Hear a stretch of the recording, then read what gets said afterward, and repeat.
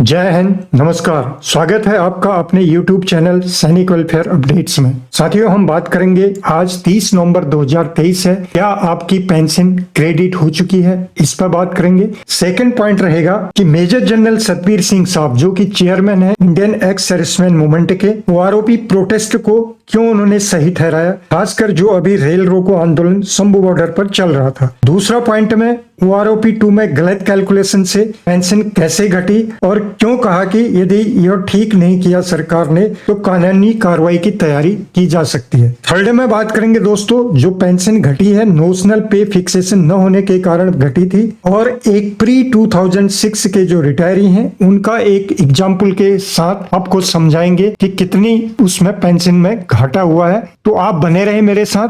लेकिन वीडियो शुरू करूं उससे पहले आपसे मेरा अनुरोध रहेगा, चैनल में पहली बार विजिट कर रहे हैं या चैनल को आपने सब्सक्राइब नहीं किया है तो चैनल को सब्सक्राइब कर लें, साथ में बेल आइकन की घंटी जरूर दबा लें।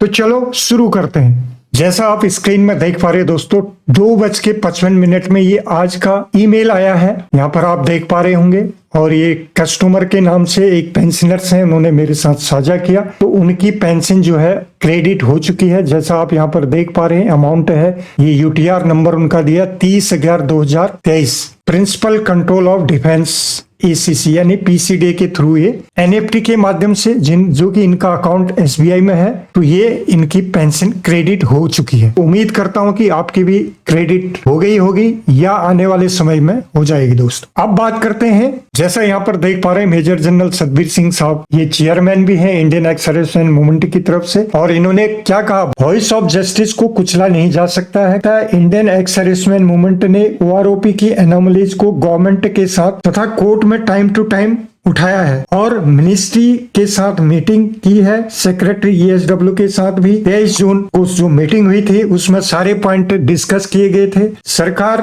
एक्स सर्विसमैन को सिंधु बॉर्डर पर नहीं रोक सकती है क्योंकि वह उनका संवैधानिक अधिकार है। इंडियन एक्स सर्विसमैन मूवमेंट उनके शांतिपूर्ण प्रोटेस्ट को सपोर्ट करता है और ऑफिसर्स, जेसीओज, ओआरस सब एक साथ हैं। ये यहाँ पर इन्होंने बताया दोस्तों, जैसा आप यहाँ पर देख पा रहे हैं। सेकंड में उन्होंने क्या बताया है कि non implementation of government policy letter dated 17 January 2013 attached, नीचे जो अटैच किया गया दोस्तों, इसके बारे में बात करते हैं। इन्होंने कहा 17 जनवरी 2013 की पॉलिसी लेटर जो नीचे अटैच किया गया है वह लागू नहीं किया गया। उसके आधार पर जेसीओ जोआर्स की पेंशन नोशनल मैक्सिमम के आधार पर कैलकुलेट होनी थी। हर रैंक और हर ग्रुप के लिए ओआरओपी 1 में भी पेंशन रॉन्गली कैलकुलेट हुई थी, जबकि नोशनल मैक्सिमम के आधार पर होनी चाहिए थी। सेकंड में उन्होंने फिर आगे कहा कि उसी आधार पर ओआरओपी 2 में भी रॉन्गली कैलकुलेट की गई। जेसीओस पेंशन इंक्रीज होने के बजाय घट गई। घटी हुई पेंशन की पूर्ति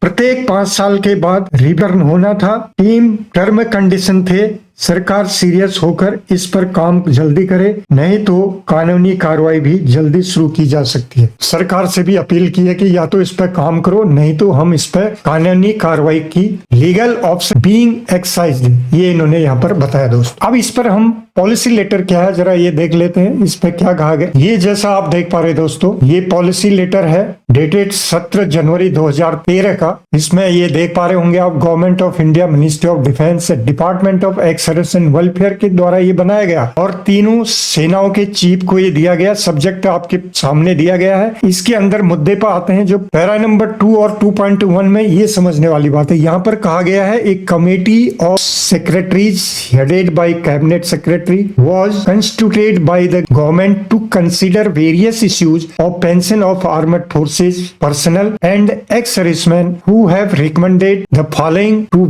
bridge the gap in pension between pre and post 1 January 2006 जेसीओज ओआर पेंशनर्स।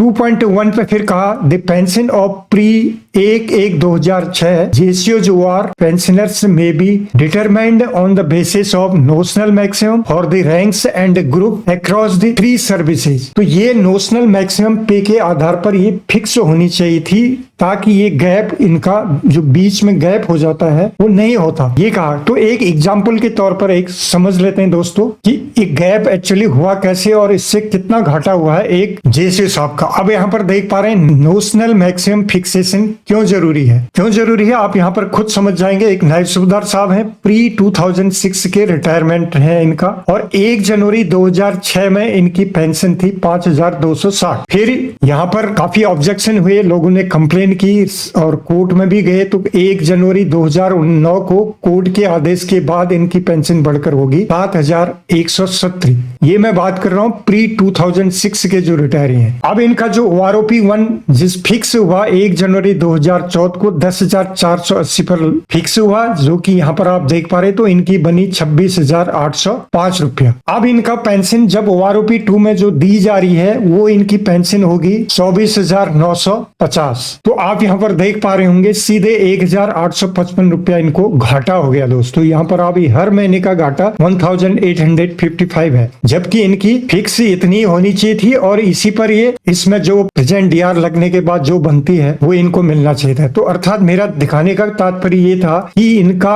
1,855 रुपए का घाटा हो गया OROP 2 में। तो ऐसे ही हर एक रैंक को, हाँ मैं थोड़ा बहुत सिपाही से लेके हवलदार तक बढ़ गया होगा, बट नायब सूबेदार का तो बिल्कुल ही यहाँ पर घाटा कर दिया गया। इसकी वजह से जो अपर रैंक है, सूबेदार है, सूबेदार मेजर है, तो ऑटोमेटिकली उनको घाटा होगा। जब फिक्स ही इसका कम हो रहा है तो आगे कहां से बढ़ेगा? तो ये एक बिग गैप है। इस गैप को भरने की बात कहेगी उस पॉलिसी लेटर में। यदि वो नोशनल मैक्सिमम पे जो होता तो इनकी भी पेंशन इतनी होती, तो अर्थात ये बराबर के हकदार होते, लेकिन यहाँ पर इनको बराबर नहीं मिल रहा है। यही OROP 2 लागू होने के बाद जो अभी जगह जगह आप धरने प्रदर्शन या पूर्व सैनिकों की मांग है इस OROP 2 की विसंगति, ये आपको एक एग्जाम्पल के तौर पर मैंने दिखाया दोस्तों। तो उम्मीद करता हूँ वीडियो आपको ठीक लगा होगा। यदि ठीक लगा तो वीडियो को लाइक शेयर जरूर करें। फिर मिलते हैं किसी अन्य अपडेट के साथ, तब तक के लिए जय हिंद, जय भारत।